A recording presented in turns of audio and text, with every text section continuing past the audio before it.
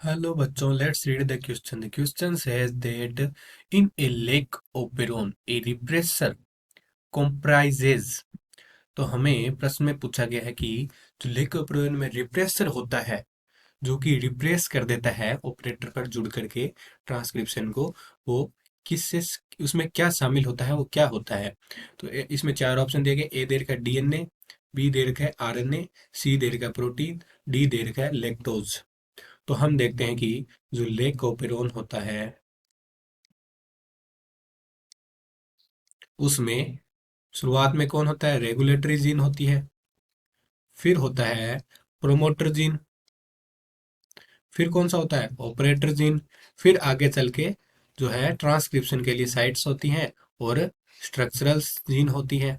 Structural gene में सबसे पहले आती है सिस्ट्रॉन जेड, फिर सिस्ट्रॉन वाई और फिर सिस्ट्रॉन एल्फा। ये तीनों क्या हो जाती है, स्ट्रक्चरल जीन, जो कि एमआरएनए का निर्माण करते हैं ट्रांसक्रिप्शन करके, जो कि आगे प्रोटीन या फिर हम कहते हैं एंजाइम के संश्लेषण करने में काम आता है। तो हम देखते हैं कि हमसे पूछा है कि जो रिप्रेसर होता है वो हमेशा क्या होता है। रिप्रेसर कहाँ पर जाकर जुड़ता है, रिप्रेसर जुड़ता है ऑपरेटर साइट पर जाकर के, क्योंकि रिप्रेसर के साथ में जो एलोस्टेरिक दो साइट होती है, एक होती है ऑपरेटर के लिए और दूसरी साइट होती है किसके लिए, इंड्यूसर के लिए।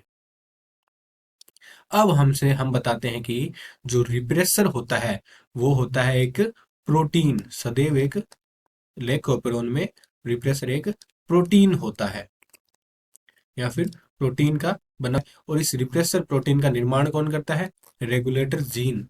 तो सदैव लेकोपेरोन में रेगुलेटर जीन के द्वारा एक रिप्रेसर मोलिक्यूल या बनाया जाता है, जो कि एक प्रोटीन होती है, छोटी प्रोटीन होती है, जिसे हम कहते हैं रिप्रेसर प्रोटीन। और इस रिप्रेसर प्रोटीन के जो है दो साइट होती है, एक ऑपरेटर से जुड़ने के लिए और दूसरी इंड्यूसर से जुड़ने के लिए।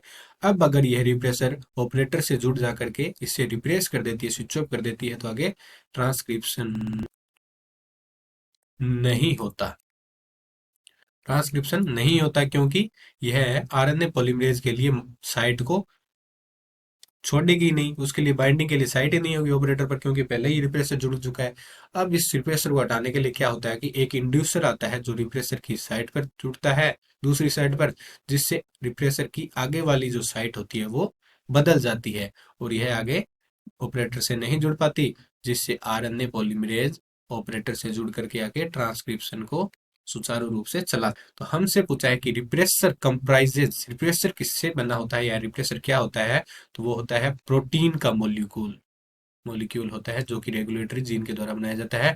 तो हमारा जो सी ऑप्शन है वो बिल्कुल राइट ऑप्शन है, प्रोटीन। ए रिप्रेसर कंप्राइजेज ए प्रोटीन। बाकी के ऑप्शन हमें दे रखा है डीएनए, डीएनए होता है डीराइबो एक्सिक न्यूक्लिक एसिड, जो कि रिप्रेसर में काम नहीं आता, वहीं आरएनए भी नहीं आता। लैक्टोज, लैक्टोज एक इंड्यूसर के रूप में काम करता है, रिप्रेसर के रूप में कंप्राइजेज नहीं होता। तो हमारा राइट ऑप्शन हो जाएगा C option, protein is the right answer. Hope you understand it well. All the best.